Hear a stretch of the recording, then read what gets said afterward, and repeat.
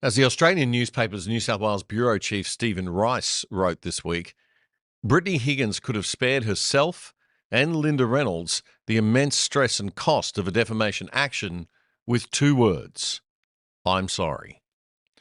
The slur against Reynolds and her then Chief of Staff, Fiona Brown, was all the more devastating because it was made by a young woman that they had only tried to help. Brittany Higgins had her own win and personal vindication in court when Justice Michael Lee last year found that on the balance of probabilities, it was more likely that Higgins was raped by Bruce Lehrmann than that she wasn't. It's not a standard, of course, that meets a criminal conviction of rape, but it was part of the ruling in a defamation trial brought by Lehrmann himself.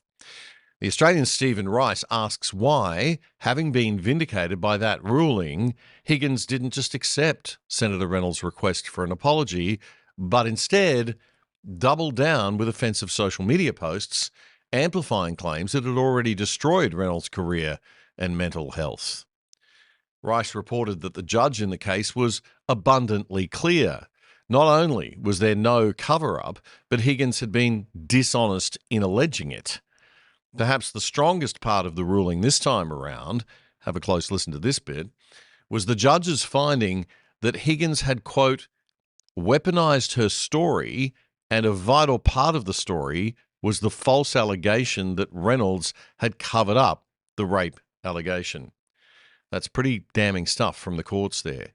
Higgins is now up for the $340,000 in damages and a legal bill for both parties' costs that would be well over $1 million, maybe even $2 million.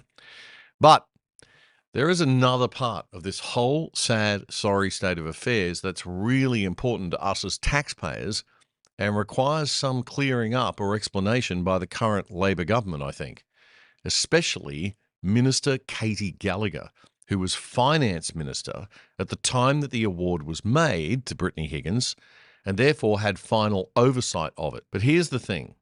In his ruling last year, Justice Lee found Brittany Higgins had lied when she negotiated that big multi-million-dollar workplace settlement. That money was awarded to her after just a single day of mediation. And Linda Reynolds was denied the right to appear at that mediation and defend herself.